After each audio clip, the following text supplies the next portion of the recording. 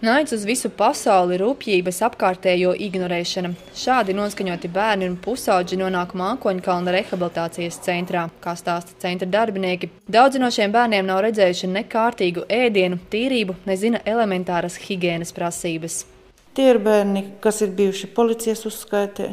Tie ir bērni, kas klaiņojuši, kas nemācījušies, negājuši uz skolu ļoti daudz. Un, protams, arī daudzas citas problēmas dažādas. Pārsvarā bērni bāriņi. Psihologu, sociālo darbinieku un audzinātāju uzdevums pusauģiem parādīt, ka var dzīvot arī citādāk. Tā kā centrs atrodas Rāznas ezera krastos, arī daba viņos rada labvēlīgāku attieksmi pret dzīvi. Bērni šajā centrā atrodas jau 4. mēnesi un uzlabojumi ir jūtami.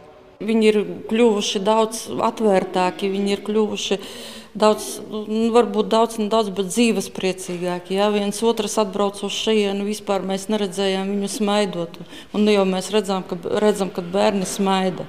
Ar viņiem var nonākt pie kaut kādas konkrētas vienošanos, nav vairāk tie spuraini eži. Jautājot iemeslus, kāpēc bērni tik agrā vecumā nonāk uz nepareizā ceļa, tam pie vainas lielākoties ir apkārtējo vienaldzība, vecāku aizņemtība un šobrīd došanās strādāt arī uz ārzemēm. Tas darbs ārzemēs, tā vilkme uz ārzemēm, varbūt tas arī viņus tā izsat no sliedēm, viņi jūtas kā nevajadzīgi atstāti, pamesti. Ja?